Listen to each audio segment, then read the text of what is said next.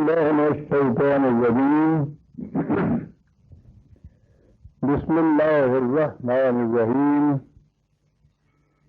یہ پرویز کی آواز ہے اور میں اپنے مکان 25 بی گلبرگ 2 لاہور پاکستان سے بول رہا ہوں. آج اکتوبر 1979 کی 14 تاریخ ہے اور جس مقصد کے لیے میں آپ احباب سے آنے سے پہلے 2-4 فکروں میں اپنے متعلق اتنا عرض کر دینا کافی سمجھتا ہوں کہ میں قرآن کریم کا ایک ادنا سا طالب علم ہوں. اپنی پوری زندگی اس کتاب عظیم کے سمجھنے اور سمجھانے میں بسر کی ہے. پہلے عام مروجہ تلاوت پرستانہ انداز سے اس کتاب کو سمجھنے کی کوشش کی، لیکن اس سے کچھ سمجھ میں بات نہ آئی. تو میں نے پھر اس انداز سے کہ جس سے خود اس کتاب نے اپنے متعلق کہا ہے کہ اسے سمجھا جائے، اس کے سمجھنے کی کوشش کی. قریب 50 سال سے میں اس کوشش میں مصروف ہوں. اس کو سمجھنے کے بعد مجھ پر یہ فریضہ عائد ہو گیا کہ جو دیکھا ہے جو کچھ میں نے اوروں کو بھی دکھلا دوں. یہ فریضہ خداوندی ہوتا ہے. نبی اکرم صلی اللہ علیہ وسلم سے تو فرمایا گیا تھا کہ بلغ ما انزل الیک، خدا کی طرف سے جو تجھ پر نازل کیا جاتا ہے اسے دوسروں تک بھی پہنچا دے. نبوت یا خدا کی طرف سے ان کا نازل ہونا تو نبی اکرم صلی اللہ علیہ وسلم کی ذات گرامی پر ختم ہو گیا، لیکن قرآن تو حضور کے بعد زندہ جاوید کتاب قیامت تک رہے گی. یہی فریضہ ہر اس شخص پر عائد ہو جاتا ہے جو قرآن کریم کو سمجھے کہ اسے وہ دوسروں تک بھی پہنچائے. چنانچہ اس فریضہ کی ادائیگی کا آغاز میں نے قلم کے ذریعے سے تو اس سے بہت پہلے سے کر رکھا تھا، لیکن زبان کے ذریعے سے اسے میں نے کراچی میں 1953 میں قرآن کے درس کا سلسلہ شروع کیا. لیکن وہ درس قرآن کا مسلسل نہیں تھا. مختلف موضوعات سامنے آتے تھے اور ہر موضوع کے متعلق قرآن کریم میں جو کچھ آیا ہے اپنی نصیحت کے مطابق اسے میں سامعین کے سامنے پیش کرتا تھا. یہ سلسلہ 1958 تک رہا، 1958 تک، جب تک میں کراچی میں رہا.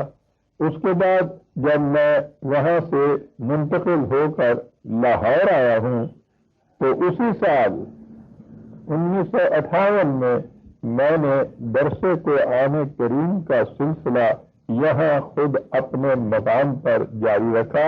یہ ہفتہ واری درس تھا، کیونکہ اس زمانے میں دفاتر وغیرہ میں چھٹی اتوار کے دن ہوتی تھی، اس لیے یہ درس اتوار کی صبح کو میرے مکان پر ہوا کرتا تھا. 1958 سے لے کر 1968 تک یہ سلسلہ جاری رہا. یعنی 68 میں پورے قرآن کریم کے درس کا اختتام ہوا، لیکن اس اختتام کے ساتھ ہی یہ تقاضا شروع ہوا کہ مجھے اثر نو اس سلسلے کو جاری کرنا چاہیے، کیونکہ اس دوران میں بہت سے ایسے احباب درس کے حلقے میں شامل ہو گئے تھے کہ جو پہلے دور میں یا شروع میں شامل نہیں تھے یا بعد میں درمیان میں آ کر اس وقت کے لیے شامل نہ رہے. بہرحال ان سامعین کا تقاضا تھا کہ درس کا سلسلہ پھر شروع کیا جائے. چنانچہ مارچ 1968 میں یہ سلسلہ اثر نو شروع کیا گیا مسلسل درس قرآن کریم ہر اتوار کی صبح کو یہاں ہوتا چلا آ رہا ہے اس زمانے سے آج تک، اور اب جیسا میں نے عرض کیا ہے اکتوبر 1979 میں ہم سورہ لقمان تک پہنچ پائے ہیں، 31ویں سورت قرآن کریم کی۔ یہ درس یہاں قارئین تو بالمشافہ سنتے ہیں، لیکن باہر کے احباب کے لیے ٹیپس پر محفوظ کر دیا جاتا ہے۔ ٹیپس کے بعد جب کیسٹس کا سلسلہ جاری ہوا تو پھر اسے کیسٹس پر بھی منتقل کیا گیا، اور اس طرح سے یہ درس مقامی نہ رہا، بلکہ پہلے پاکستان کے مختلف شہروں میں اس کا رواج ہوا، اور اس کے بعد پاکستان کے باہر بھی مختلف مقامات پر مستقلاً بھی، التزاماً بھی اور شدہ بھی بہت سے احباب نے اپنے ہاں جاری کیا۔ بزموں نے بھی اس سلسلے کو مسلسل اپنے ہاں جاری رکھا، اور اللہ تعالیٰ کے فضل و کرم سے یہ سلسلہ نہ صرف یہ کہ اس وقت تک رواں دواں جاری ہے، بلکہ یہ حلقہ وسیع سے وسیع تر ہوتا چلا جا رہا ہے، اور میں اللہ تعالیٰ کے اس کرم بے پایاں پر جس قدر بھی اظہار تشکر کروں کم ہے۔ اس سلسلہ نو کی ابتدا جیسا کہ ظاہر ہے سورہ الفاتحہ سے ہی ہونی تھی، چنانچہ اس سورت کے 8 درسوں میں اس سورت کا درس مکمل ہوا، اور احباب نے اپنے اپنی جگہ اس کو بڑی ہی کثرت سے اور وسعت سے پھیلایا۔ ان کا تاثر یہ تھا، اور انہوں نے اس کا اظہار متعدد مقامات پر کیا کہ اس ایک سورت کا درس مکمل طور پر جو 8 درسوں میں یہ سورت کی تفسیر مکمل ہوئی ہے، اس میں انداز اس کا یہ ہے کہ اگر اسے دل کے کانوں سے سن لیا جائے تو قرآن کریم اکثر و بیشتر پورے طور پر سمجھ میں آ جاتا ہے، یا کم از کم دین کے مہمات اصول، اسلام کے بنیادی نظریات، قواعد، تعلیم، پیام انسان کے سامنے آ جاتا ہے۔ اس لیے اس درس کے یہ کیسٹس جو تھے وہ بہت زیادہ عام طور پر مختلف مقامات پر سنائے گئے اور سنائے جاتے رہے ہیں۔ شاید کثرت استعمال سے بعض مقامات سے اطلاع آئی کہ ان کی آواز کچھ تھوڑی سی فرسودہ ہو گئی ہے، ان کے پرانے ہونے کی وجہ سے۔ ضرورت ہے کہ میں ان درسوں کو، یعنی سورہ فاتحہ کی تفسیر کو جو میں نے درسوں میں بیان کی تھی، انہیں از سر نو ریکارڈ کر دوں، تاکہ آواز میں یہ جو کہنگی پیدا ہو گئی تھی وہ دور ہو جائے۔ ان احباب کے تقاضے کی تعمیل میں میں ان درسوں کو از سر نو ریکارڈ کر رہا ہوں۔ ظاہر ہے کہ یہ درس تو صرف ٹیپس پر ریکارڈ ہوئے تھے، یہ درس کہیں پورے طور پر لکھے گئے تو نہیں تھے کہ میں اب جو انہیں دوبارہ ریکارڈ کروں تو وہ جو لکھے ہوئے درس ہیں انہی کو پڑھ کر میں ریکارڈ کرتا چلا جاؤں۔ یہ یوں سمجھیے کہ میں از سر نو سورہ فاتحہ کی تفسیر ان درسوں کے ذریعے سے بیان کروں گا۔ اصولی طور پر تو یہ وہی ہوگی جو کچھ میں نے پہلے پیش کیا تھا، لیکن ظاہر ہے کہ تفصیل کے اعتبار سے اس میں کہیں کچھ کمی اور کچھ بیشی آ جائے گی۔ کمی میں سمجھتا ہوں کچھ کم، بیشی شاید کچھ زیادہ، لیکن 1968 کے بعد اس 11 سال کے عرصے میں بہرحال قرآن کے متعلق میرا فہم، میری بصیرت کچھ پہلے سے زیادہ ہی ہو گئی ہے۔ فکر میں بھی کچھ زیادہ عمق آ گیا ہے، اس لیے بعض مقامات پر اس میں ایسے نئے نکات بھی آئیں گے جو پہلے درسوں میں نہیں آ سکتے تھے۔ میں اللہ تعالیٰ سے یہ توفیق مانگتا ہوں کہ وہ یہ سلسلہ 9 جو میں نے اسی صورت کی تفسیر کے درسوں کے سلسلے میں اب آغاز جس کا کر رہا ہوں، وہ اسے بحسن تمام تک پہنچانے کے لیے مجھے توفیق عطا فرمائے۔ وما توفیقی الا باللہ العلی العظیم۔ اس زمانے میں بھی میں نے سورہ فاتحہ کے درس کا آغاز کرنے سے پہلے ایک تعارفی درس بھی پیش کیا تھا، اور اس میں نے بتایا تھا کہ قرآن کریم کیا ہے، اس کو کیسے سمجھا جاتا ہے، اسے کیسے سمجھایا جاتا ہے، اس کی بنیادی بعض اصطلاحات کا مفہوم کیا ہے۔ وہ ابتدائی تعارفی درس بھی بڑا ہی مقبول ہوا، اس لیے میں نے مناسب سمجھا ہے کہ انہی خطوط پر یہ تعارفی درس بھی دوبارہ ریکارڈ کر دیا جائے۔ تو پہلے وہ تعارفی درس پیش خدمت ہے۔ سب سے پہلے خود لفظ قرآن کو لیجئے۔ اس لفظ کا مادہ قاف رے حمزہ ہے۔ عربی زبان میں مادہ کسے کہتے ہیں اور اس کی خصوصیت کیا ہوتی ہے، اس کے متعلق میں ذرا آگے چل کر عرض کروں گا۔ اس مادہ کے بنیادی معنی ہوتے ہیں جمع کرنا اور محفوظ رکھنا۔ سوال یہ پیدا ہوتا ہے کہ جمع اور حفظ بھی تو عربی زبان کے ہی الفاظ ہیں، اور خود قرآن مجید نے بھی انہیں اپنے ہاں استعمال کیا ہے، تو پھر اس لفظ کے مادہ قاف رے حمزہ کے میں کیا خصوصیت ہے کہ قرآن کا لفظ اس مادہ سے لیا گیا، جمع یا حفظ سے نہیں لیا گیا۔ قرآن مجید کا ایک اعجاز لفظوں کے انتخاب میں ہے، اور اس کا یہ انتخاب خود پکار کر کہہ دیتا ہے کہ این کتابیں نیست چیزیں دیگر است۔ کاف رے حمزہ کے معنی ہوتے ہیں کسی چیز کو اس طرح جمع اور محفوظ رکھنا جس طرح رحم مادر میں نطفہ محفوظ رکھا جاتا ہے۔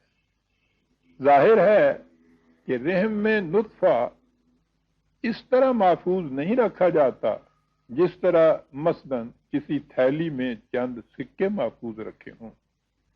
وہ سکے جامد ہوں گے اور ویسے کے ویسے پڑے رہیں گے، لیکن رحم میں نطفہ جامد نہیں ہوتا، اس میں بڑھنے، پھولنے، پھلنے، نشو و نما پانے کی صلاحیت ہوتی ہے۔ قرآن کریم تمام نوع انسان کے لیے قیامت تک ضابطۂ حیات ہے، اس لیے اس میں یہ صلاحیت ہونی چاہیے، اور یہ صلاحیت ہے کہ یہ انسانی زندگی کے بڑھتے ہوئے تقاضوں کا ساتھ دیے چلا جائے۔ یہ ہر زمانے میں انسانی فکر کی امامت کا فریضہ سر انجام دے۔ یہ کاروان انسانیت کے لیے ہر منزل میں چراغ راہ ہو۔ یہ کسی مقام پر بھی یہ نہ کہہ دے کہ مجھ میں اب آگے بڑھنے کی صلاحیت نہیں رہی، اور ظاہر ہے کہ یہ مقام اسی ضابطہ کو حاصل ہو سکتا ہے جس کے مفہوم میں علم انسانی کی نسبت سے بڑھنے اور پھولنے پھلنے کی صلاحیت ہو۔ یاد رکھیے کہ قرآن کریم کے احکام تو وہ اپنے اپنے مقام پر محکم پہاڑ کی طرح اٹل ہیں، ان کے معانی اور مفہوم بھی خود قرآن نے متعین کر دیے ہیں۔ یہ جو کچھ میں نے کہا ہے کہ اس میں علم انسانی کی نسبت سے بڑھنے، پھولنے، پھلنے، آگے جانے کی صلاحیت ہو، تو یہ ان حقائق کے متعلق ہے جو قرآن کریم میں بیان ہوئے ہیں۔ یہ وہ حقیقت ہے جسے خود قرآن نے ان حسین و بلیغ الفاظ میں بیان کیا ہے کہ سنریہم آیاتنا فی الآفاق وفی انفسہم حتی یتبین لہم انہ الحق۔ 41/53۔ یہ سمجھ لیجئے کہ یہ جو میں اس طرح ابھی میں نے کہا ہے 41/53، اور یہی کچھ میں اس کے بعد بھی کہتا چلا جاؤں گا، تو اس کے معنی کیا ہیں؟ یہ ہے اس آیت کا حوالہ جو میں نے ابھی تلاوت کی ہے یا تلاوت کروں گا۔ یہ حوالے میں اس طرح دیا کرتا ہوں کہ اوپر سورت کا نمبر ہوتا ہے اور اس کے نیچے آیت کا نمبر ہوتا ہے۔ 41/53 کے معنی یہ ہیں کہ قرآن کریم کی 41ویں سورت کی 91ویں آیت، 41/53 جسے میں کہا کرتا ہوں۔ تو یہ جو آیت میں نے ابھی پیش کی، جس میں قرآن نے کہا تھا کہ سنریہم آیاتنا فی الآفاق وفی انفسہم حتی یتبین لہم انہ الحق، اس کے معنی ہے کہ ہم نوع انسان کو اپنی نشانیاں عالم انفس و آفاق میں دکھاتے چلے جائیں گے تاکہ یہ حقیقت نکھر کر سامنے آ جائے کہ قرآن نے جو کچھ کہا ہے وہ حق و صداقت پر مبنی ہے۔ یعنی جو انفس و آفاق میں پوشیدہ حقیقتیں بے نقاب ہوتی جائیں گی، قرآن کی صداقت اور نکھر اور ابھر کر سامنے آتی جائے گی۔ انسانی علم کی ہر تحقیق، سائنس کا ہر یقینی انکشاف قرآنی دعاوی کی شہادت بنتا چلا جائے گا۔ دوسرے مقام پر اس نے کہا ہے کہ ان ہوا الا ذکر للعالمین، چونکہ یہ عالمگیر انسانیت کے لیے ضابطہ ہدایت ہے، اس لیے وَلَا تَعْلَمُنَّ نَبَأَهُ بَعْدَ حِينٍ، 38/88، یعنی 38/88۔ اس میں بیان کردہ حقائق سب کے سب ایک ہی وقت میں سامنے نہیں آ جائیں گے، یہ کچھ وقت کے بعد بے نقاب ہوں گے اور ہوتے چلے جائیں گے۔ یہ ہے لفظ قرآن کی مادہ کے اعتبار سے خصوصیت۔ بعض ماہرین لغت کا خیال ہے کہ یہ لفظ عبرانی ہے اور اس کے معنی ہے اعلان عام، جسے پروکلیمیشن کہا جاتا ہے۔ اس اعتبار سے قرآن کے معنی ہوں گے مملکت خداوندی کا اعلامیہ۔ وہ جو عام طور پہ کہا جاتا ہے کہ سب سے پہلے یہ آیت نازل ہوئی تھی کہ اقرأ باسم ربک الذی خلق، تو اس کے معنی ہوں گے اٹھ اور دنیا میں اس خدا کی عالمگیر ربوبیت کا اعلان عام کر دے جس نے کائنات اور انسانوں کو پیدا کیا ہے۔ اس حقیقت کا اعلان کہ انسانوں کی ربوبیت یعنی نشو و نما انسانوں کے ہاتھ میں نہیں رہے گی، یہ اس خدا کے نظام کی تحویل میں رہے گی جس نے انسانوں کو پیدا کیا اور ان کی نشو و نما کا ذمہ لیا ہے۔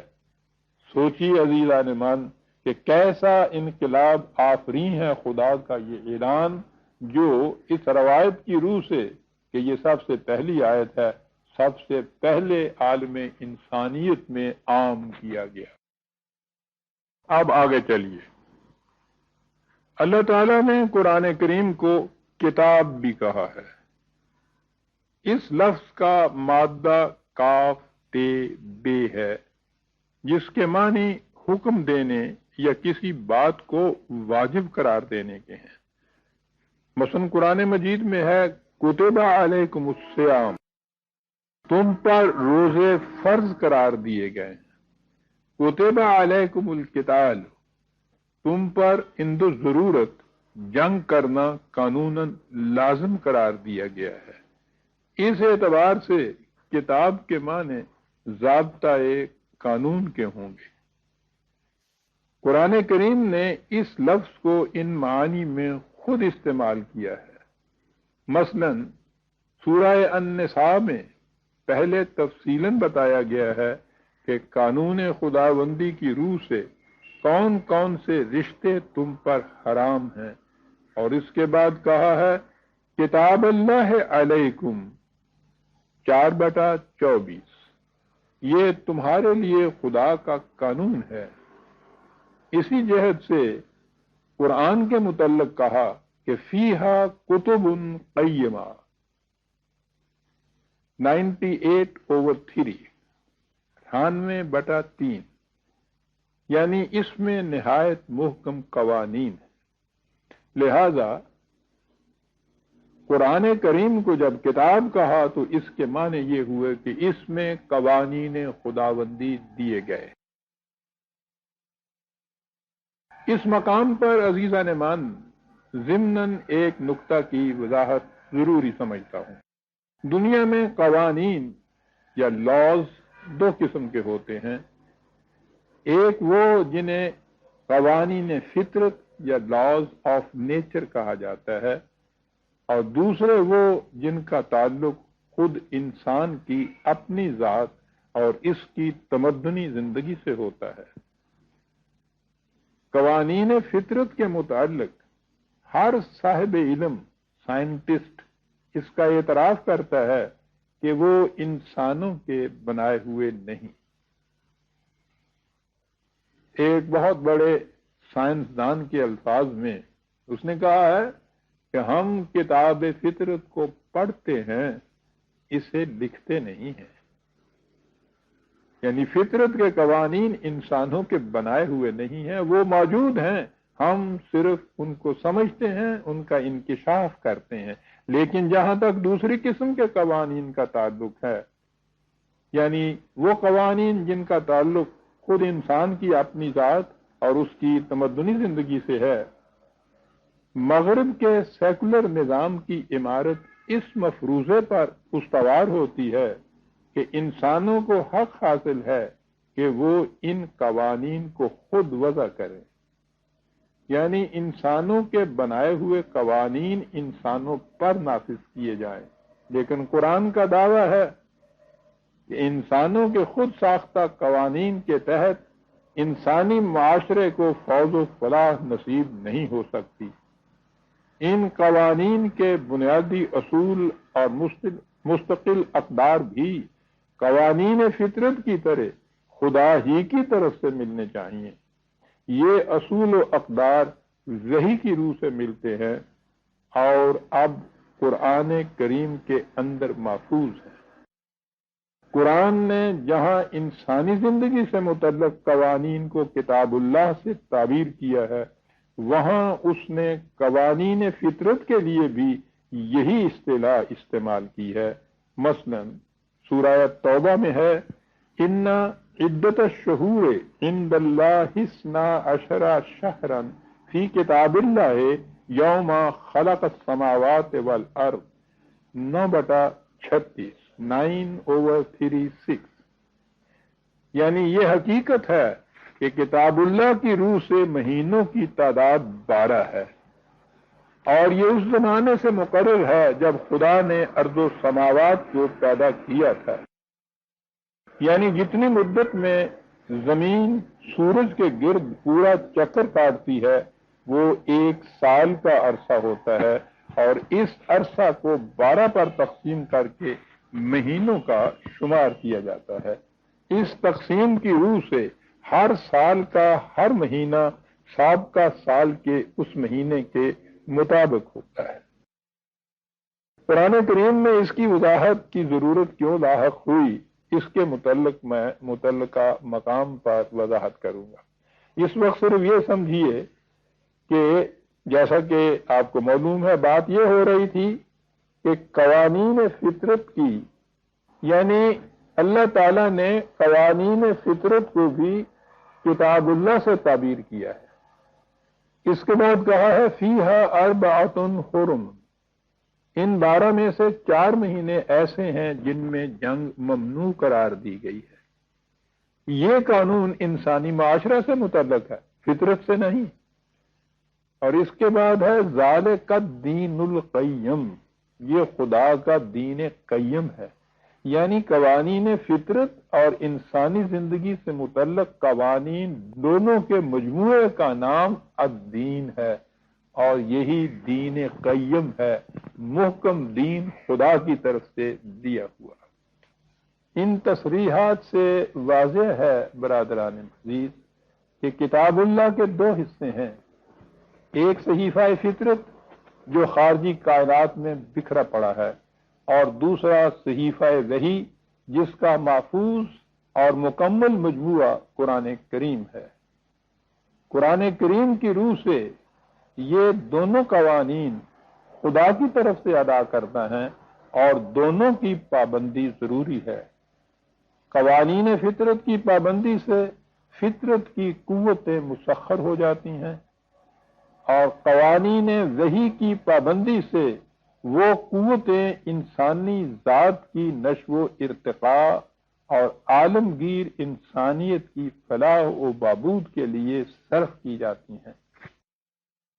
اگر ان میں سے کسی ایک ضابطۂ قوانین سے بھی اعراض برتا جائے تو زندگی کا اعتدال قائم نہیں رہتا، اور کاروان انسانیت منزل مقصود تک نہیں پہنچ سکتا۔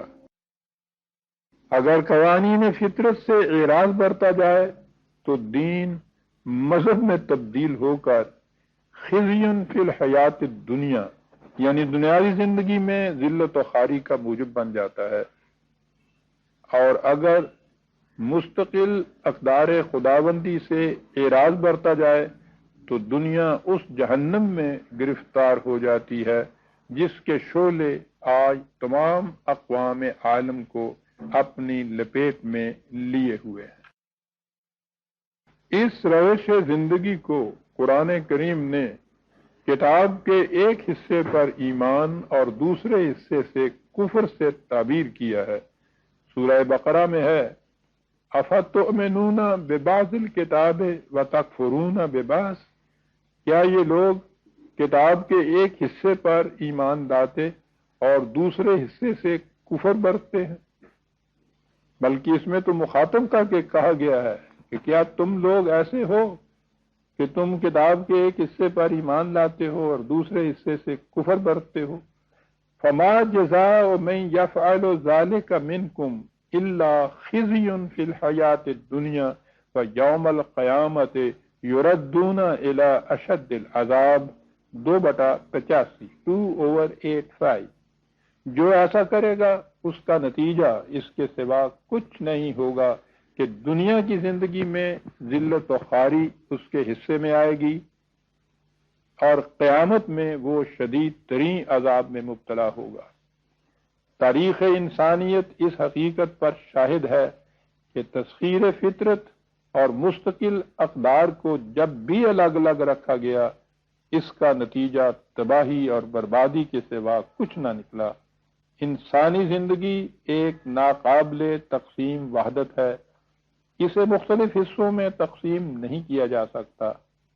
کتاب میں تفریق کا ایک پہلو تو یہ ہے جس کی طرف میں نے ابھی اشارہ کیا ہے، یعنی قوانین فطرت اور مستقل اقدار میں مغایرت پیدا کرنا۔ دوسرا گوشہ یہ ہے کہ خود قرآن کریم کے ایک حصے پر عمل کرنا اور دوسرے سے اعراض برتنا، اس کا نتیجہ بھی ذلت و خواری کے سوا کچھ نہیں ہوتا۔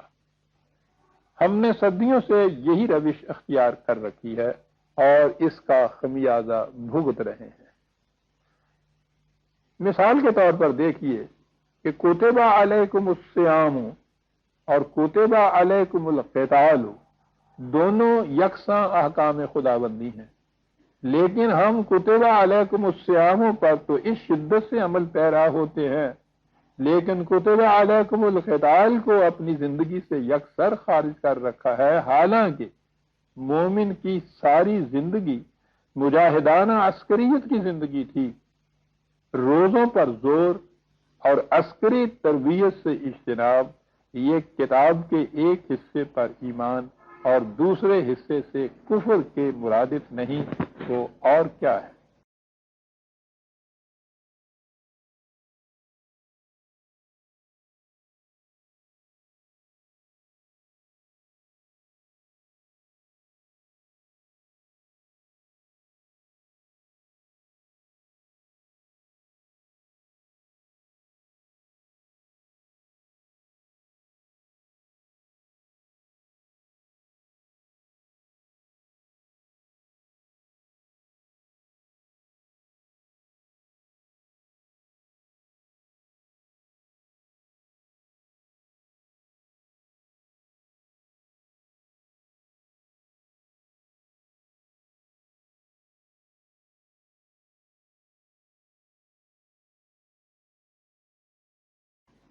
اس وقت میں صرف انہی اشارات پر اکتفا کرتا ہوں، تفصیل اس اجمال کی اپنی اپنی جگہ آپ کے سامنے بعد میں آتی رہے گی۔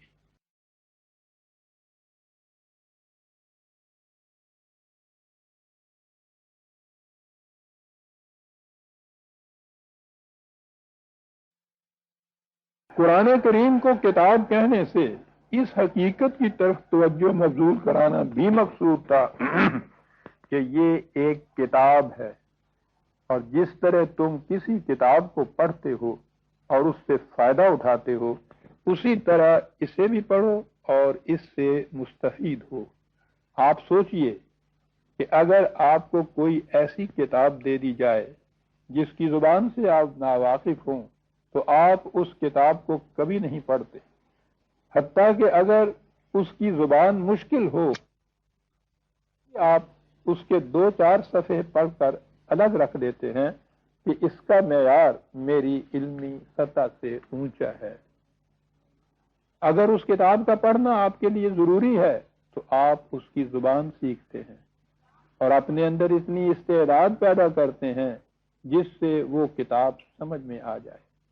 آپ کبھی یہ نہیں کرتے کہ آپ کتاب پڑھتے جائیں، خواہ وہ آپ کی سمجھ میں آئے یا نہ آئے۔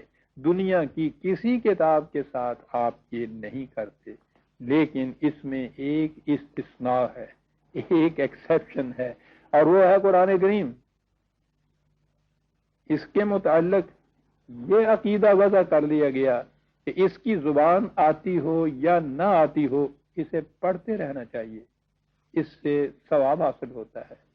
نتیجہ اس کا یہ کہ دنیا کی کوئی کتاب ایسی نہیں کہ جسے اس شدت اور کثرت سے پڑھا جاتا ہو، اور اس کے ساتھ ہی دنیا کی کوئی اور کتاب ایسی نہیں جسے بے سمجھے پڑھا جاتا ہو۔ حقیقت یہ ہے کہ مسلمانوں کو قرآن کریم سے دور رکھنے کے لیے، یا یوں کہیے کہ قرآن کو ان کی نگاہوں سے اوجھل کرنے کے لیے، یہ ایک بڑی گہری سازش تھی جسے تقدیس کا لباس پہنا کر مزین بنا دیا گیا۔ یوں قرآن کتاب نہ رہا، معاف فرمائیے، جنتر منتر کا مجموعہ بن کر رہ گیا۔ کتاب اور جنتر منتر میں فرق یہ ہوتا ہے کہ کتاب کے الفاظ سمجھ کر پڑھے جاتے ہیں اور جنتر منتر کے الفاظ بلا سمجھے دہرائے جاتے ہیں، یہاں تک کہ قرآن کے الفاظ کے تعویذ لکھے جانے لگے، اس کی آیات کے ورد ہونے لگے، اور اس کا نام رکھا گیا عامل قرآنی، اور ایسا کرنے والا کہلانے لگا عامل۔ سوچئے کہ ہم اس کتاب کے ساتھ کیا کر رہے ہیں۔ یاد رکھیے، جب تک مسلمان قرآن کو کتاب نہیں سمجھتا، وہ اس سے کچھ فائدہ حاصل نہیں کر سکتا۔ ساتھ ہی ایک اور نقطہ کی وضاحت بھی ضروری ہے۔ اللہ تعالیٰ نے سورہ بقرہ کے شروع میں یہ کہہ دیا تھا کہ ذالک الکتاب، یہ ایک کتاب ہے۔ عربوں کے ہاں کتاب کا لفظ اس وقت بولتے تھے جب منتشر اجزاء کی شیرازہ بندی کر کے ان میں لوہے کا کڑا پرو دیا جاتا تھا یا سلائی کر دی جاتی تھی۔ تو قرآن کو الکتاب کہنے سے یہ حقیقت بھی واضح ہو جاتی ہے کہ یہ صحیفہ مقدسہ حضور نبی اکرم صلی اللہ علیہ وسلم کے زمانے میں ایک مرتب اور مدون کتاب کی شکل میں موجود تھا، جس کی شیرازہ بندی بھی ہو چکی تھی۔ سورہ طور میں ہے وَالطُّورِ وَكِتَابٍ مَّسْطُورٍ فِي رَقٍّ مَّنشُورٍ 52/1-3 52/1-3 یعنی قرآن سطروں میں لکھی ہوئی کتاب تھی۔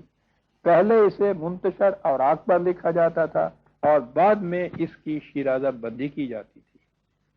عربوں کے ہاں ہرن کی کھال چھیل کر اسے پارچمنٹ کی شکل میں کرتاس بنا لیتے، اسے رق کہا جاتا تھا۔ جن تحریروں کو محفوظ رکھنا مقصود ہوتا انہیں اس پر قلم بند کر لیتے تھے۔ جہاں تک کاتبین وحی کا تعلق ہے، سورہ عبس میں ہے کہ قرآن کی کتابت بڑے باعزت اور قابل اعتماد کاتبوں نے کی تھی۔ 80/15-16 800/1560۔ اس سے ظاہر ہے کہ وہ روایات جن میں کہا گیا ہے کہ رسول اللہ صلی اللہ علیہ وسلم کے زمانے میں قرآن جمع اور مدون نہیں ہوا تھا، بلکہ اس کی تدوین بعد میں منتشر ٹھیکریوں، ہڈیوں اور پتوں کی مدد سے حضرت ابوبکر صدیق یا حضرت عمر یا حضرت عثمان رضی اللہ تعالی عنہ کے زمانے میں ہوئی تھی، وضعی ہیں جنہیں قرآن کی اہمیت اور خصوصیت کو نظروں سے گرانے کے لیے اختراع کیا گیا ہے۔ قرآن حضور کے زمانے میں، حضور کی زندگی میں اسی شکل میں مرتب مدون طور پر موجود تھا جس شکل میں آج ہمارے ہاتھوں میں موجود ہے۔ اس میں ایک لفظ بھر کی کمی بیشی کہیں نہیں ہوئی۔ اسی مرتب اور مدون کتاب کے متعلق کہہ دیا گیا کہ یہ کتاب مکمل ہے اور اس میں کوئی تبدیلی نہیں کر سکتا۔ وَتَمَّتْ کَلِمَتُ رَبِّکَ صِدْقًا وَعَدْلًا لا مبدل لکلماتہ 6/116 6/116۔ اس کے ساتھ ہی یہ بھی کہہ دیا کہ خدا نے اسے نازل کیا ہے اور وہ خود اس کی حفاظت کا ذمہ دار ہے۔ انا نحن نزلنا الذکر وانا لہ لحافظون 15/9 15/9، یعنی خدا نے اس کی تصریح فرما دی کہ قرآن کریم ایک مرتب کتاب کی شکل میں رسول اللہ صلی اللہ علیہ وسلم کے زمانے میں موجود تھا۔ یہ ہر طرح سے مکمل بھی ہے اور غیر متبدل بھی، اور یہ قیامت تک کے لیے محفوظ رہے گا۔ اس سے آپ علاوہ دیگر امور اس حقیقت کو بھی دیکھ لیں گے کہ قرآن کریم نے ختم نبوت کی حقیقت کو کس طرح واضح کر دیا ہے۔ جب ایک ایسا ضابطۂ حیات ہو جو تمام نوع انسان کے لیے قیامت تک کے لیے مرتب اور محفوظ شکل میں دے دیا گیا ہو اور اس کے بعد اس میں کوئی تبدیلی بھی نہ کر سکتا ہو، تو ایسی کتاب کی موجودگی میں کسی نبی یا رسول کے آنے کی ضرورت کیا باقی رہ جاتی ہے؟ قرآن کی ابدیت، اکملیت، محفوظیت اور عالمگیریت خود ختم نبوت کی دلیل ہے۔ قرآن کی نص صریح کی روح سے کوئی نبی یا رسول بغیر کتاب کے نہیں آیا، لہذا جب خدا کی طرف سے آخری کتاب دی جائے تو اس کا لانے والا خود بخود آخری رسول ہو جائے گا۔ اس لیے نبی اکرم صلی اللہ علیہ وسلم خدا کے آخری نبی اور رسول، اور اس کی کتاب آخری کتاب جو قیامت تک کے لیے محفوظ ہے۔ اب آئیے قرآن کریم کی زبان کے متعلق۔ اللہ تعالیٰ نے اس میں کہا ہے کہ یہ کتاب بلسان عربی مبین ہے، 26/195۔ اس کتاب کی زبان عربی مبین ہے، اور دیگر مقامات پر بھی اس کی وضاحت کی گئی ہے کہ یہ عربی مبین میں کتاب نازل ہوئی ہے۔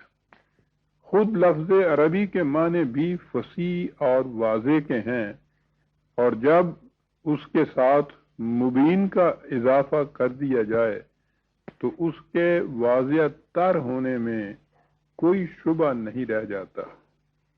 یہ کتاب واضح ہے اور غیر ذی عوج 39/28 39/28 ہے، یعنی اس میں کوئی پیچ و خم نہیں، ابہام نہیں، التباس نہیں، صاف، نکھری، سیدھی، واضح کتاب روشن۔ حتیٰ کہ قرآن کو نور بھی کہا گیا ہے، یعنی خود روشن اور دنیا کو روشن کرنے والی کتاب۔ جس طرح سے روشنی اپنے وجود کو یا اپنے آپ کو دکھانے کے لیے کسی اور روشنی کی محتاج نہیں ہوتی، اسی طرح قرآن کریم بھی اپنے مطالب و مقاصد اور اقدار اور رسول و پیغام و تعلیم کو واضح کرنے کے لیے کسی خارجی روشنی کا محتاج نہیں ہے۔ اس کی وضاحت ذرا آگے چل کر آئے گی۔ جہاں تک عربی زبان کا تعلق ہے، قرآن کریم کی زبان اس کے علاوہ کوئی اور ہو ہی نہیں سکتی تھی، اس لیے کہ اللہ تعالیٰ نے اصول یہ بتایا ہے کہ جس قوم کی طرف کوئی رسول بھیجا جاتا ہے اس رسول کا پیغام اسی قوم کی زبان میں ہوتا ہے، کیونکہ رسول اللہ صلی اللہ علیہ وسلم کے اولی مخاطب عرب تھے، اس لیے قرآن کریم انہی کی زبان میں آیا اور انہی کی زبان میں آنا چاہیے تھا۔ لیکن معلوم ایسا ہوتا ہے کہ مشیت کے پروگرام میں کچھ ایسا تھا کہ وہ زبان جس میں قرآن نازل ہونا تھا ایسی جامع، عمیق اور وسیع ہو کہ وہ قرآنی حقائق کی متحمل ہو سکے۔ علم الالسنہ کے ماہر بتاتے ہیں کہ اس باب میں دنیا کی کوئی زبان عربی زبان کا مقابلہ نہیں کر سکتی۔ جب حضرت ابراہیم علیہ السلام اپنے بیٹے حضرت اسماعیل علیہ السلام کو ذبح کرنے کے لیے آمادہ ہو گئے تو خدا نے انہیں بیٹے کے حلق پر چھری چلانے سے روک دیا اور کہا کہ ہم اسے ایک عظیم قربانی کے لیے محفوظ رکھنا چاہتے ہیں۔ حضرت اسماعیل علیہ السلام حضرت ابراہیم علیہ السلام کے بڑے بیٹے تھے اور باپ کی مملکت عظیم کا انہی کو وارث ہونا تھا، لیکن حکم یہ دیا گیا کہ انہیں حجاز کی وادی غیر ذی زرع میں بسایا جائے۔ غیر ذی زرع کہ جہاں کچھ اگتا ہی نہیں، جہاں کچھ ہوتا ہی نہیں، تاکہ انہیں اس وادی میں بسایا جائے تاکہ یہ وہاں خانہ خدا کی تولیت کا فریضہ سر انجام دیں، اور مملکت شام کی سرداری حضرت اسحاق کو دی جائے۔ اس کے بعد ہم دیکھتے ہیں کہ حضرت اسحاق کی اولاد بنی اسرائیل امور جہاں بانی میں مصروف رہی، اس کے حصے میں شوکت سلیمانی اور سطوت داؤدی آئی، لیکن بنی اسماعیل اسی وادی غیر ذی زرع میں نہایت سادہ زندگی بسر کرتے رہے۔ انہوں نے نہ کوئی حکومت قائم کی اور نہ ہی کسی تہذیب و تمدن کی بنا ڈالی، یہ ایک ہی کام کرتے رہے، یعنی عربی زبان کی تشکیل، تعمیر اور تہذیب۔ انہوں نے اس زبان کو اس مقام پر پہنچا دیا کہ دنیا کی کوئی زبان اس کے سامنے ٹھہر نہیں سکتی۔ یہ ہمارا عقیدت مندانہ دعویٰ ہی نہیں، دنیا کے محققین پوری تحقیق و تفتیش کے بعد اس نتیجے پر پہنچے ہیں۔ ڈاکٹر بک نے اپنی کتاب کاسمک کانشسنس میں مشہور مستشرق میکس مولر کی تحقیقات کے حوالے سے لکھا ہے کہ جس زمانے میں تمام انڈو یورپین زبانوں میں روٹ کانسیپٹس کی تعداد 121 تک پہنچ پائی تھی، عربوں کے ہاں صرف اونٹ کے تضمنات میں 5744 الفاظ موجود تھے۔ سوچیے، اس سے اس زبان کی وسعتوں کا اندازہ لگ سکتا ہے۔ یہ بڑی سائنٹیفک زبان ہے۔ اس میں ایک مادہ یعنی روٹ ہوتا ہے جو عام طور پر 3 حرفوں پر مشتمل ہوتا ہے۔ اس مادے کے معنی میں ایک بنیادی خصوصیت ہوتی ہے جو ان تمام الفاظ میں جھلکتی چلی جاتی ہے جو اس مادے سے مختلف ابواب میں بنائے جاتے ہیں۔ ان مادوں کی تعداد 25,000 کے قریب ہے۔ آپ اندازہ لگا لیجئے کہ ان مادوں سے جو الفاظ بنائے گئے ہوں گے ان کی تعداد کس قدر ہوگی۔ اور پھر اس میں دوسری خصوصیت یہ ہے کہ اس کے مختلف ابواب ہیں، اوزان ہیں، ہر باب کی ایک الگ خصوصیت ہوتی ہے، یعنی ایک مادہ یا روٹ ہے جس کی ایک متعین خصوصیت ہے، وہ خصوصیت ہر اس لفظ میں پائی جائے گی جو اس روٹ سے بنے، اور پھر وہ الفاظ بنیں گے ان ابواب کے مطابق، اور ہر باب کی ایک الگ خصوصیت ہوگی، اس لیے جو لفظ بھی آپ کے سامنے آئے اس کے باب کو دیکھیے اور اس کے روٹ کو دیکھیے، ان دونوں کو ملانے سے اس کا ایک متعین مفہوم آپ کے سامنے آ جائے گا، یہاں تک کہ یہ اگر اس مادے میں فلاں اور فلاں حرف اکٹھا آئے تو اس کی یہ خصوصیت ہوگی، یعنی جتنے بھی روٹس ایسے ہوں گے جن میں وہ دو حرف آ جائیں ان میں وہی خصوصیت ہوگی جو ان دو حرفوں کے اکٹھے ہونے سے بتائی گئی ہے۔ اندازہ لگائیے کہ دنیا کی کوئی زبان بھی ایسی ہے جو اس کا مقابلہ کر سکتی ہو۔ یہ تھی وہ زبان جس میں قرآن نازل ہوا۔ تو پہلے تو یہی بات یہاں سے سمجھ میں آتی ہے کہ قرآن کریم آسان ہے۔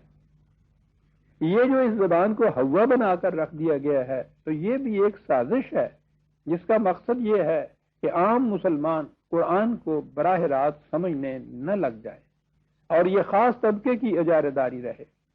ٹھیک ہے، عربی ادب کو اگر آپ کسی نے اس پہ حاوی ہونا ہو تو وہ واقعی بڑی محنت بھی چاہتا ہے، بڑی وسعت معلومات چاہتا ہے، تعلیم میں بھی بہت آگے بڑھنا پڑتا ہے،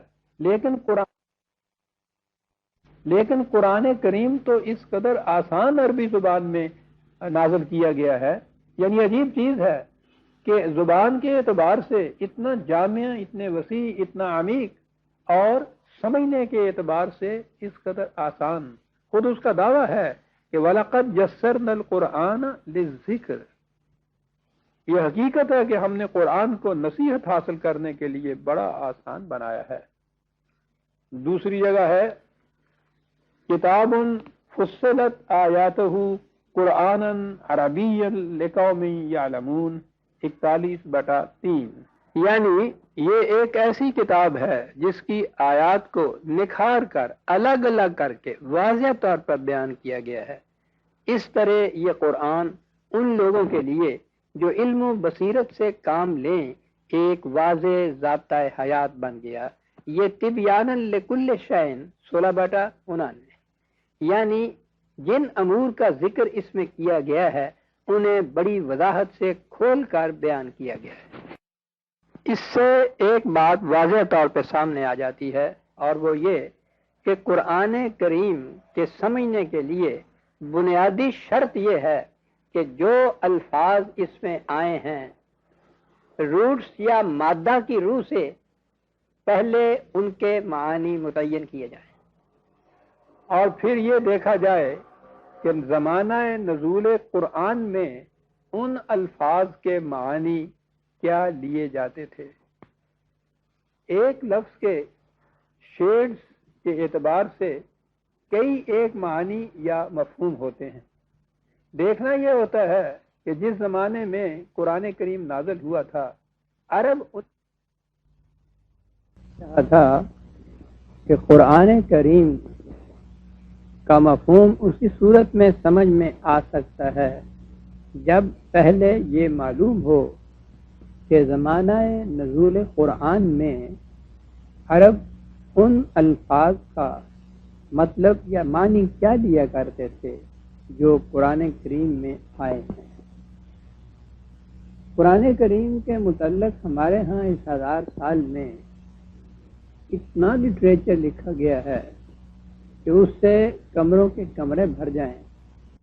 لیکن آپ یہ سن کر حیران ہوں گے کہ قرآن مجید کا کوئی لغت ایسا نہیں جو اس انداز سے مرتب کیا گیا ہو۔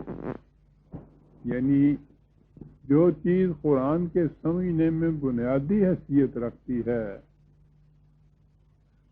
وہ چیز ہمارے ہاں اس لٹریچر میں کبھی مرتب ہی نہیں ہوئی۔ لے دے کے ایک امام راغب اصفہانی کی کا لغت ہے، مفردات جسے کہتے ہیں، لیکن وہ بڑا مختصر سا لغت ہے، وہ اس نہج پر مرتب نہیں کیا گیا جس کا میں نے ابھی ذکر کیا ہے۔ لہذا قرآن کریم کا صحیح مفہوم سمجھنے کے راستے میں میری یہ سب سے بڑی اور پہلی دشواری تھی۔ میرے لیے ایسا لغت مرتب کرنا یوں کہیے کہ میرے ہیٹائے تصور میں بھی نہیں آ سکتا تھا۔ تنہا، بے ساز و سامان، کوئی رفیق کار نہیں، کوئی جماعت نہیں، اور پھر غالباً آپ احباب کو اس کا علم ہوگا کہ میں مرکزی حکومت ہند میں ملازم بھی تھا، لیکن چونکہ مجھے قرآن کریم کے ساتھ عشق تھا، اور عشق اس قسم کی خارا شگافیوں کو آسان بنا دیا کرتا ہے، میں نے اللہ کا نام لے کر اس قسم کے لغت مرتب کرنے کا کام شروع کر دیا۔ اللہ تعالیٰ کا یہ فضل و کرم سمجھیے کہ میں برس ہا برس کی محنت شاقہ کے بعد اس میں کامیاب ہوا، اور میرا یہ لغت 4 جلدوں میں چھپ کر شائع ہو چکا ہوا ہے، اور بڑا ہی مقبول ہوا ہے، کیونکہ یہ اپنے انداز کی منفرد ڈکشنری یا لغت ہے جس کا کہیں دوسرا جواب نہیں ملتا۔ اس پر میں بدرگاہ رب العزت جس قدر بھی سجدات شکرانہ ادا کروں کم ہے۔ اس لغت کی مدد سے قرآن کریم کے الفاظ کے صحیح معانی تو متعین ہو گئے۔ بظاہر یہ نظر آئے گا کہ اس کے بعد قرآن کریم کی آیات کا ترجمہ کرنا بہت آسان ہو جائے گا یا بہت آسان تھا، لیکن یہاں ایک اور دشواری شروع ہوئی۔ الفاظ کے تو یہ معنی تھی، لیکن قرآن کریم تو اللہ تعالیٰ کی طرف سے ایک وحی پر مبنی کتاب ہے، اور اس کے تو اعجاز ہی اس قسم کے ہیں کہ انسان کی سمجھ میں نہیں آتا کہ بالآخر یہ کتاب کس انداز سے، یہ تو نہیں کہنا چاہیے مرتب ہوئی ہے، اس کا انداز کس قدر معجزانہ ہے۔ اس کی آیتوں کے اندر جو الفاظ ہیں ان کی ترتیب، ان کی ترکیب کچھ اس انداز کی ہے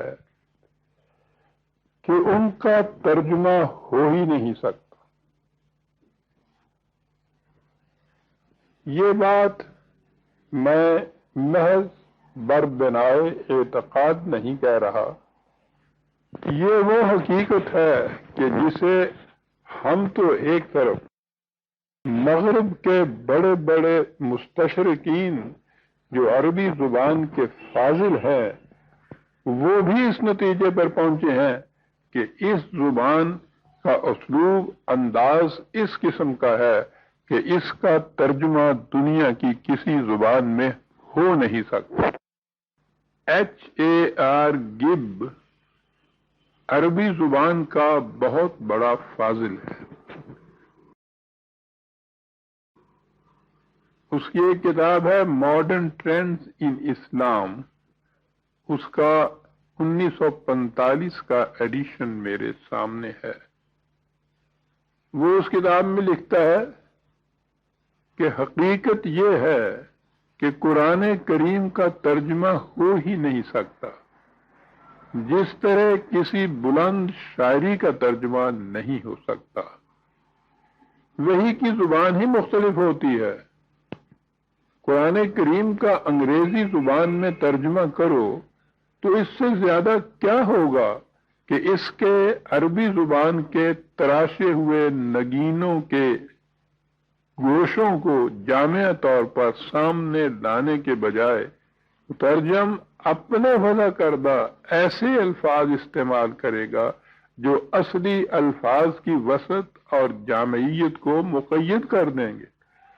ایسی آیات میں جن میں عام واقعات یا قوانین و احکام مذکور ہوں، ترجمہ کا یہ نقص شاید زیادہ نقصان رساں نہ ہو، لیکن بیں ہمہ جو مد و جزر، جو نشیب و فراز، جو بلندیاں اور گہرائیاں، جو لطافتیں اور باریکیاں، اور اس کے ساتھ جو جوش و خروش اصل کتاب میں جلوہ فرما ہے، وہ ترجمہ میں کیا آ سکے گا؟ ذرا اس صاف اور سیدھی سی آیت کو لیجئے کہ انا نحن نحیی و نمیت و الینا المصیر، 50/43، اور انگریزی نہیں، دنیا کی کسی زبان میں اس کا ترجمہ کر کے دکھائیے۔ اس کے 6 الفاظ میں جو 5 مرتبہ ہم یعنی وی کی تکرار ہے، اسے کون سی زبان ادا کر سکے گی؟ لہذا قرآن کریم کے الفاظ کے معنی متعین کرنے کے بعد بھی اس کی آیات کا ترجمہ کرنا میرے کیا کسی کے بس میں بھی نہ تھا، لہذا میں نے ترجمے کی بجائے قرآن کریم کا مفہوم لکھا، اور میرا مفہوم القرآن اللہ تعالیٰ کے فضل و کرم سے الحمد سے والناس تک مسلسل 30 پاروں کا مفہوم، وہ بھی نہایت حسن و خوبی سے چھپ کر شائع ہو چکا ہوا ہے، اور اسے بڑی مقبولیت حاصل ہوئی ہے۔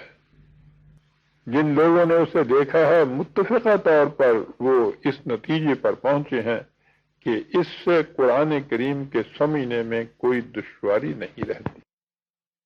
یہ رہا قرآن کریم کی آیات کے مفہوم سے متعلق، لیکن قرآن کریم کا ایک اور انداز بھی ہے۔ اس کے نازل کرنے والے خدا نے کہا ہے کہ انا علینا بیانہ، 75/19، قرآن کی وضاحت خود ہمارے ذمہ ہے۔ اس کے لیے طریق کیا اختیار کیا گیا ہے، یہ بات غور سے سمجھنے کے قابل ہے۔ قرآن کا انداز عام کتابوں جیسا نہیں۔ عام کتابوں کی صورت یہ ہوتی ہے، اس میں وہ کتاب مختلف ابواب میں تقسیم کر دی جاتی ہے، ہر باب کا ایک خاص موضوع ہوتا ہے، اور اس موضوع سے متعلق تعلیم اس باب کے تحت مربوط طور پر دے دی جاتی ہے۔ یعنی جب ایک باب ختم ہوتا ہے تو جو کچھ اس موضوع کے متعلق کہنا مطلوب و مقصود تھا وہ اس باب کے اندر آ جاتا ہے۔ قرآن اس طرح کی تصنیف کردہ کتاب نہیں، وہ یوں سمجھیے جیسے 23 سال میں عطا فرمودہ مختلف خطبات کا مجموعہ ہو، اس میں ایک بات ایک مقام پر آئی ہے، اس کی مزید وضاحت دوسرے مقام پر ہے، تفصیل کسی اور جگہ ہے، استثناء کسی اور صورت میں ہے، نیز مختلف حقائق کو مختلف واقعات کے ضمن میں بار بار دہرایا گیا ہے، اسے تصریف آیات سے تعبیر کیا گیا ہے، یعنی آیات کو پھیر پھیر کر لانا۔ سورہ انعام میں ہے وَكَذَلِكَ نُصَرِّفُ الْآيَاتِ وَلِيَقُولُوا دَرَسْتَ وَلِنُبَيِّنَهُ لِقَوْمٍ يَعْلَمُونَ، 6/106۔ اس کا مفہوم یہ ہے کہ قرآن میں مختلف آیات کو پھیر پھیر کر اس لیے لایا گیا ہے کہ بات اس طرح واضح ہو جائے جیسے چھلکا اور مغز الگ ہو جاتے ہیں، اور یوں بات نکھر اور ابھر کر سامنے آ جائے۔ اس سے واضح ہے کہ قرآن کریم کے سمجھنے کے لیے 2 بنیادی چیزوں کی ضرورت ہے، ایک محاورہ عرب یعنی نزول قرآن کے زمانے میں عربی زبان کے ان الفاظ کا جو قرآن میں استعمال ہوئے ہیں، جو مفہوم عرب لیتے تھے اس سے واقفیت، اور دوسری بات قرآن کریم پر اتنا عبور کہ جو بات کسی ایک آیت میں کہی گئی ہے یہ چیز بیک وقت آپ کے سامنے آ جائے کہ اس کے متعلق قرآن کے دیگر مقامات میں کیا آیا ہے۔ جس طرح قرآن کریم کے الفاظ کے متعلق اس قسم کا کوئی لغت پہلے سے موجود نہیں تھا.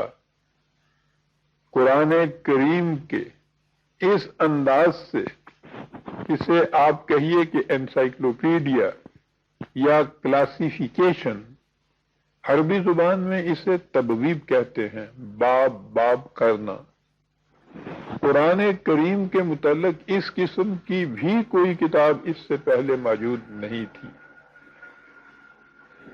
ایسی کتاب کہ جو موضوع آپ کے ذہن میں آئے بیک وقت اس کے متعلق یہ دیا گیا ہو کہ قرآن کریم میں کس کس مقام میں اس کے متعلق کیا کیا آیا ہے، وضاحت کہاں ہے، اضافہ کہاں ہے، استثناء کہاں ہے، تشریح مزید کہاں ہے، براہ راست یہ کچھ کہا گیا ہے یا کسی واقعہ کے ضمن میں یہ کچھ کہا گیا ہے، یہ تمام چیزیں بیک وقت سامنے آ جائیں.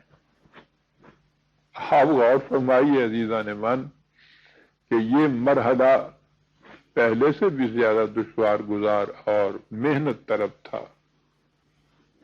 میں نے اللہ کا نام لے کر اس تبویب یا انسائکلوپیڈیا کا بھی آغاز کر دیا، اور اس کے فضل و کرم سے اس میں اس طرح سے کامیاب ہوا کہ میری تبویب القرآن قریباً 1500 صفحات پر پھیلی ہوئی یہ کتاب شائع ہو کر بڑی ہی مقبول ہو چکی ہے.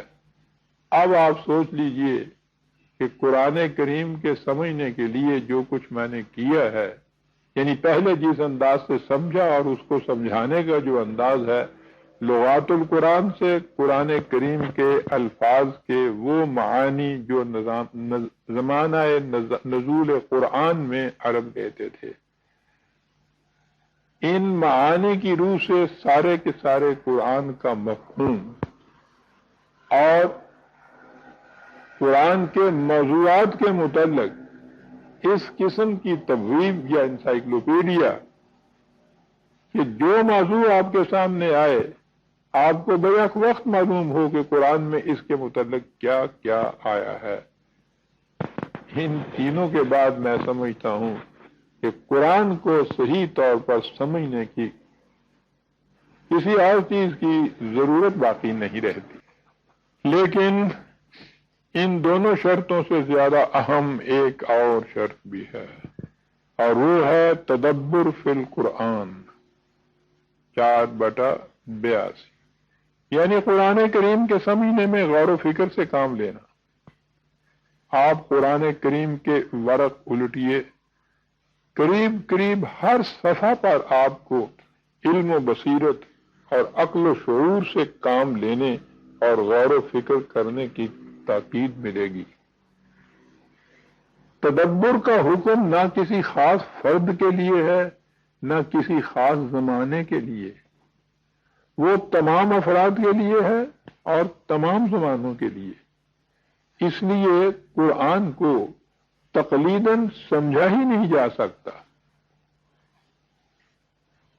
یعنی اس طرح سے نہیں کہ کسی خاص زمانے میں کسی خاص فرد نے جو قرآن مجید کی کوئی تفسیر لکھ دی وہی ہمارے لیے بھی کافی ہو گئی. ایسا نہیں ہے. وہ ہر زمانے کے مسلمان کو، ہر زمانے کے انسان کو دعوت دیتا ہے کہ وہ خود قرآن کریم پر غور و فکر کرے. اس لیے کسی ایک فرد کا تدبر اور تفکر دوسرے کے لیے سند اور حجت نہیں ہو سکتا. پھر قرآن کریم پر غور کرنے والے کے لیے یہ بھی ضروری ہے کہ اس کے زمانے میں جس سطح تک علم انسانی پہنچ چکا ہے اس پر اس کی نگاہ ہو. قرآن انسانی زندگی کے تقاضوں کا حل پیش کرتا ہے. اگر کسی کو یہی معلوم نہ ہو کہ اس کے زمانے کے انسانی تقاضے کیا ہیں تو وہ قرآن سے رہنمائی کیا حاصل کر سکے گا. اس سے یہ حقیقت بھی سامنے آ جاتی ہے کہ جس طرح ایک فرد کا تدبر فی القرآن دوسرے کے لیے سند اور حجت نہیں ہو سکتا، اسی طرح جو کچھ قرآن کے متعلق کسی ایک زمانے میں سمجھا گیا ہو وہ بھی حرف آخر نہیں ہو سکتا۔ جوں جوں علم انسانی بڑھتا جائے گا نت نئے قرآنی حقائق واضح ہوتے چلے جائیں گے۔ اب آگے چلیے، قرآن کریم میں ہے افلا یتدبرون القرآن ولو کان من عند غیر اللہ لوجدوا فیہ اختلافا کثیرا، 4/82۔ کیا ان لوگوں نے قرآن میں تدبر نہیں کیا؟ اگر یہ خدا کے سوا کسی اور کی طرف سے ہوتا تو یہ لوگ اس میں کئی اختلاف پاتے۔ یعنی قرآن کا دعویٰ یہ ہے کہ اس میں کہیں اختلاف نہیں، اور یہ چیز اس کے من جانب اللہ ہونے کی ایک دلیل ہے۔ ہمارے ہاں عام طور پر کہا جاتا ہے کہ قرآن کے الفاظ میں تو کوئی اختلاف نہیں، یعنی جتنے بھی قرآن کے نسخے ہیں ان میں متن ایک ہی جیسا ہے، اس میں کوئی اختلافی بات نہیں، کوئی اختلافی چیز نہیں، سب جگہ وہی الفاظ ہیں کہ اس میں تو کوئی اختلاف نہیں، لیکن اس کی تعبیرات انٹرپریٹیشن مختلف ہو سکتی ہیں۔ آپ سوچئے کہ لفظی اختلافات کا نہ ہونا بھی کوئی ایسی خصوصیت ہے جس کا اس تحدی سے ذکر کیا جاتا ہے۔ بات تو ساری تعبیرات کی ہے۔ اگر کسی کتاب کی عبارت کی کیفیت یہ ہو کہ وہ زید کو کوئی مفہوم دے اور بکر کو اس سے بالکل متضاد مفہوم، تو کیا اہل علم کے نزدیک اس کتاب کی کوئی وقت ہو سکتی ہے؟ قرآن سمجھنے کے لیے جو شرائط خود قرآن نے مقرر کی ہیں، اگر ان کے مطابق قرآن میں تدبر کیا جائے تو اس کے کسی حکم کی دو تعبیریں ہو ہی نہیں سکتی۔ اس لیے اگر امت قرآن کو اپنی سند اور حجت اور آخری دلیل تسلیم کر لے تو امت میں کسی قسم کا تفرقہ اور اختلاف پیدا ہی نہیں ہو سکتا۔ اس مقام پر ایک نقطے کی وضاحت ضروری ہے۔ قرآن کریم میں کچھ تو احکام و قوانین دیے گئے ہیں اور کچھ حقائق۔ احکام و قوانین کے لیے ایسے الفاظ استعمال کیے گئے ہیں جن کے معانی متعین اور ٹھوس کنکریٹ ہیں، لیکن حقائق، بالخصوص وہ حقائق جن کا تعلق ما بعد الطبیعیات میٹا فزکس سے ہے، انہیں تشبیہات کے انداز میں بیان کیا گیا ہے۔ انہیں بیان ہی اسی طرح سے کیا جا سکتا تھا، اور اہل علم سے یہ حقیقت پوشیدہ نہیں کہ تشبیہات و استعارات سے ہر شخص اپنے اپنے فہم اور علمی سطح کے مطابق مشبہ بہی کے متعلق تصور قائم کر سکتا ہے۔ ان تصورات میں اختلاف ہوگا، لیکن جہاں تک قرآنی ہدایت کا تعلق ہے ان کی دو تعبیریں نہیں ہو سکتی۔ یہ احکام و قوانین اسلامی نظام کی طرف سے نافذ ہوں گے، اس لیے ان کی عملی جزئیات میں بھی کوئی اختلاف نہیں ہوگا۔ یوں امت میں وحدت فی العمل پیدا ہو جائے گی اور قرآنی حقائق کے سمجھنے کے لیے فکری آزادی بھی قائم رہے گی۔ لیکن ان تمام شرائط سے کہیں زیادہ گہری شرط ایک اور ہے، اور وہ یہ کہ جب تک اپنے ذہن کو پہلے سے قائم شدہ نظریات، معتقدات اور تصورات سے پاک نہیں کر لیا جائے گا، قرآن سمجھ میں نہیں آ سکے گا۔ لا یمسہ الا المطہرون 56/79۔ قرآن کریم کا واضح ارشاد ہے، یعنی جس کے قلب و نگاہ انسانی خیالات کی آمیزشوں سے پاک نہ ہوں اسے قرآن سے کوئی مس نہیں ہو سکتا۔ انسانی قلب خدا کا مسکن بن نہیں سکتا جب تک اس حریم کعبہ سے انسانی فکر کے تراشیدہ بتوں کو نکال باہر نہ کیا جائے۔ جو شخص پہلے سے کوئی خیال قائم کر کے قرآن کی طرف اس لیے آتا ہے کہ اسے اپنے اس خیال کی کسی نہ کسی طرح تائید مل جائے، اسے قرآن کی بارگاہ سے بری طرح پھٹکار پڑتی ہے۔ اقبال کے الفاظ میں بیان میں نقطہ توحید آ تو سکتا ہے، تیرے دماغ میں بت خانہ ہو تو کیا کہیے۔ دماغ کو پہلے ان بتوں سے پاک کرنا چاہیے اور پھر دیکھیے کہ قرآن کریم کس طرح جلوہ پیرا ہو کر اس میں داخل ہو جاتا ہے۔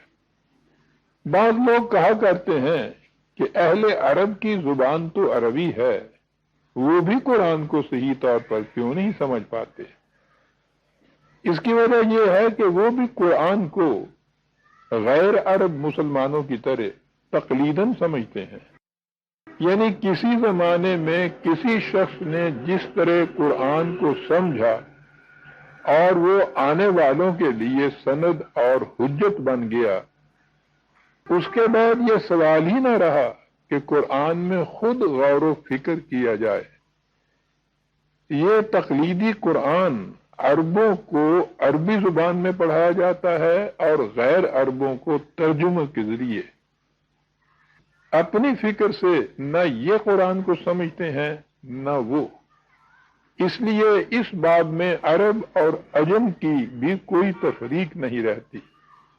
تفسیر کی جو کتابیں الازہر میں پڑھائی جاتی ہیں وہی دیوبند یا اب کراچی، ملتان اور لاہور کے دارالعلوموں میں زیر تدریس رہتی ہیں۔ اپنی فکر و بصیرت نہ یہاں ہے نہ وہاں۔ قرآن سمجھنے کے لیے سوال اہل زبان ہونے کا نہیں، سوال زبان دانی کے بعد اہل فکر و نظر ہونے کا بھی ہے۔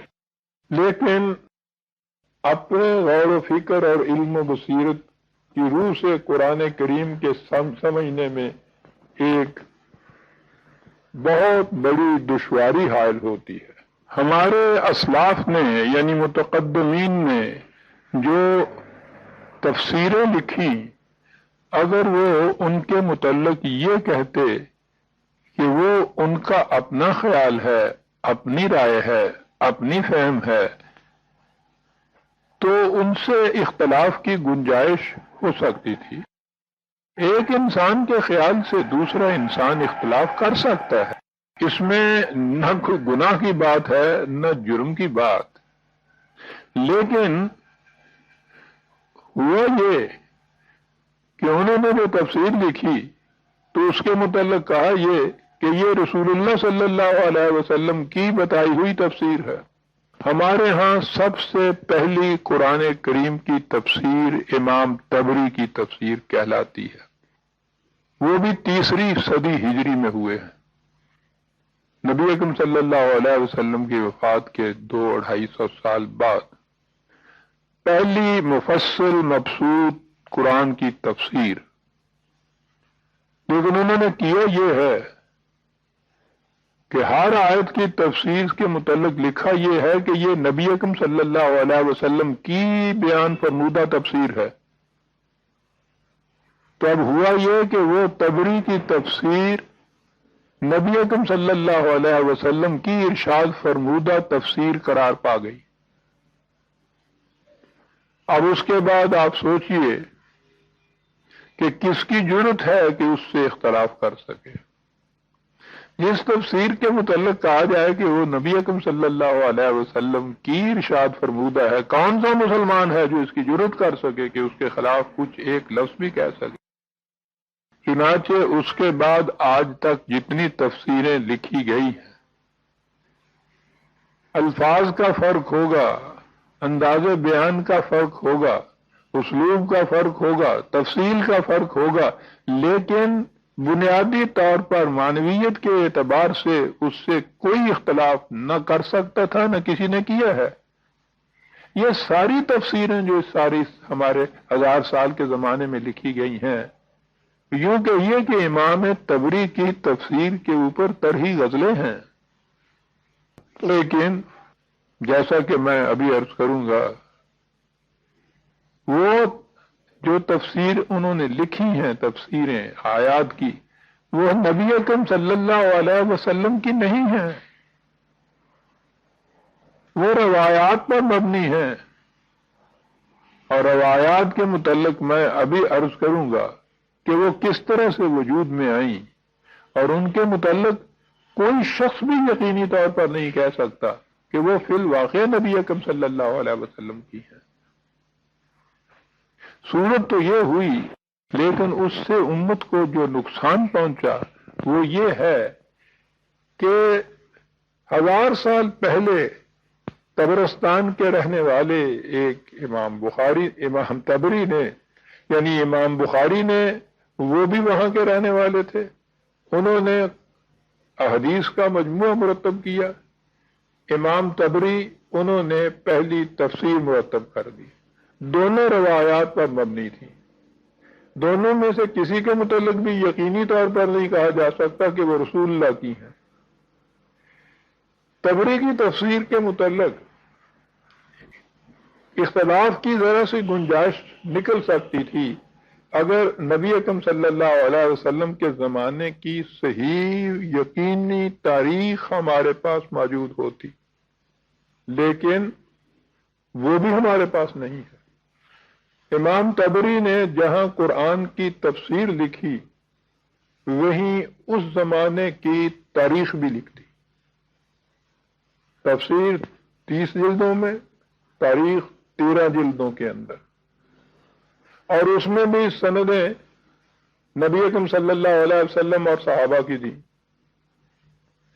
اب اس تاریخ سے بھی کوئی اختلاف نہیں کر سکتا۔ نتیجہ یہ انہوں نے کیا یہ کہ جو تفسیر دی، اس تفسیر کی تائید میں تاریخی واقعہ لکھ دیا، جو تاریخی واقعہ لکھا اس کی تائید میں ایک تفسیری روایت لکھ دی۔ تو اب اس کے بعد آپ کے ہاں نبی اکرم صلی اللہ علیہ وسلم کے زمانے کی ان کے عقیدے کے مطابق قرآن کی تفسیر بھی مرتب ہو گئی، اس دور کی تاریخ بھی مرتب ہو گئی، نہ تفسیر سے کوئی اختلاف کر سکتا ہے، نہ اس تاریخ سے کوئی اختلاف کر سکتا ہے۔ اور اس 1000 سال میں جس طرح سے یہ اسلام کی گاڑی اصلی پٹڑی سے دوسری پٹڑی پہ جا کے پڑ گئی ہے، اس میں بنیادی طور پر جو ذمہ داری عائد ہوتی ہے، بنیادی سبب جو ہے وہ یہی تفسیر، یہی تاریخ ہے۔ اسی کے بعد اسی نہج کے اوپر ہر ایک نے تفسیر لکھی، اسی نہج پر ہر ایک نے تفسیر لکھی ہے۔ تو اب اس کے بعد جیسا کہ میں ابھی عرض کروں گا کہ یہ جو روایات کی بنیادوں کے اوپر تفسیر یا تاریخ کہی جاتی ہے، یہ جتنا کچھ اختلاف پیدا ہو رہا ہے امت کے اندر، اس کی بنیاد یہ ہے۔ نبی اکرم صلی اللہ علیہ وسلم پر قرآن کریم نازل ہوا، یہ ظاہر ہے کہ جس انداز سے حضور سمجھ سکتے تھے قرآن کریم کو، اس سے بہتر تو ایک طرف، اس سے الگ کون سا مسلمان قرآن کو سمجھ سکتا تھا؟ اس کا تصور نہیں کیا جا سکتا۔ یہ تفسیر جو ہے کہا جاتا ہے کہ احادیث کے اندر ہے۔ اب احادیث کی صورت یہ ہے کہ نہ تو نبی اکرم صلی اللہ علیہ وسلم نے اپنی احادیث کا کوئی مجموعہ مرتب کر کے دیا، اور نہ ہی صحابہ کبار نے کوئی مجموعہ مرتب کیا۔ احادیث کے پہلے مجموعے نبی اکرم صلی اللہ علیہ وسلم کی وفات سے 250-300 سال بعد جا کے مرتب ہوئے، اور وہ کسی پہلے سے ریٹن میٹیریل پر مبنی نہیں ہے، تحریری سند یا مواد پر مبنی نہیں ہے، سب کی سب روایات پر مبنی ہے، زبانی روایت کی بات۔ امام بخاری نے اپنے مجموعہ احادیث میں، جسے حدیث کی 6 کتابوں کو سنیوں کے ہاں صحیح ترین قرار دیا جاتا ہے، اور ان سب میں سر فہرست امام بخاری کا مجموعہ ہے۔ انہوں نے لکھا ہے کہ میں نے جب احادیث جمع کرنی شروع کی تو 6 لاکھ کے قریب روایات میں نے لوگوں سے سنی، ان میں سے میں نے 5,94,000 کو تو خود اپنی ثوابدید کے مطابق مسترد کر دی. کوئی قریب 600 احادیث یا 6,000 احادیث یا روایات رکھی. ان میں سے بھی اگر مقرر جو بیان کی گئی ہیں ان کو الگ کر دیا جائے تو وہ قریب 300 رہتی ہیں. لیکن یہ جو 300 رہتی ہیں ان میں بھی تو کوئی نہ نبی اکرم صلی اللہ علیہ وسلم کی اس پہ سند ہے، نہ صحابہ کبار کی کوئی تصدیق ہے. امام بخاری نے فلاں سے سنا، انہوں نے اپنے باپ سے سنا، انہوں نے اپنے استاد سے سنا، انہوں نے فلاں سے سنا، انہوں نے فلاں سے سنا، انہوں نے فلاں صحابی سے سنا، انہوں نے کہا کہ رسول اللہ نے یہ فرمایا تھا. ہر حدیث کا یہ انداز ہے. آپ سوچئے عزیزان من کہ نبی اکرم صلی اللہ علیہ وسلم کی وفات کے 200-250 سال بعد اس انداز سے ان اسناد کے ذریعے سے کہ فلاں نے فلاں سے سنا تھا جو روایت بیان کی جائے گی اس کو کہاں تک یقینی طور پہ کہا جائے گا کہ وہ رسول اللہ کی ہے. اسی لیے یہ جتنی حدیثیں ہیں ان میں سے ہر حدیث کے بعد کہا جاتا ہے قال رسول اللہ، پہلے کہا جاتا ہے کہ حضور نے فرمایا، اور آخر میں کہا جاتا ہے او کما قال رسول اللہ، یا جیسے رسول اللہ نے فرمایا ہو. یعنی خود ان لوگوں کو بھی یقینی طور پر یہ لوگ بھی نہیں کہتے کہ یہ جو کچھ ہم بیان کر رہے ہیں یہ رسول اللہ کی ہیں، اور پھر یہ الفاظ بھی نہیں ہیں رسول اللہ کے. وہ احادیث کہتے ہیں کہ وہ مانوی طور پر آگے آئی تھی. یعنی ایک شخص نے یہ سمجھا، اس نے آگے سمجھایا، اس نے یہ سمجھا، اس نے آگے سمجھایا، اور 200 سال کے بعد جو شخص جس نے بیان کیا اسے امام بخاری نے اپنی کتاب میں لکھ لیا. اس طرح سے یہ احادیث کی 6 مستند کتابیں تو سنیوں کے ہاں ہیں، اور اسی قسم کی 4 مستند کتابیں شیعہ حضرات کے ہاں ہیں. اور کیفیت یہ ہے کہ ایک کتاب دوسری کتاب سے مختلف ہے، یعنی بہت سے اختلافات ہیں. خود ایک کتاب کے اندر مختلف حدیثیں موجود ہیں. یہ ہے وہ مجموعہ احادیث کا عزیزان من جن کے متعلق کہا جاتا ہے کہ وہ رسول اللہ کی بیان فرمائی ہوئی تفسیریں. یہ اس قدر ناقابل اعتماد ہے کہ امام احمد بن حنبل رحمت اللہ علیہ کا قول ہے کہ احادیث کی کتابوں میں 3 قسم کی روایات قابل اعتماد نہیں: پیشین گوئیوں سے متعلق، لڑائیوں سے متعلق، اور تفسیر سے متعلق. ان کے اس قول کی تصدیق خود ان تفاسیر سے ہوتی ہے جنہیں منسوب کیا جاتا ہے نبی اکرم صلی اللہ علیہ وسلم کی طرف. مثالیں تو میں اس میں بے شمار دے سکتا ہوں، لیکن وقت کی کمی کی وجہ سے میں اس وقت اس کی صرف 2-1 مثالیں، بلکہ ایک ہی مثال کافی سمجھتا ہوں، وہ پیش کروں گا. آپ اس سے اندازہ لگا لیجئے گا کہ روایات کی روح سے قرآن کریم کے سمجھنے میں کتنی مدد مل سکتی ہے.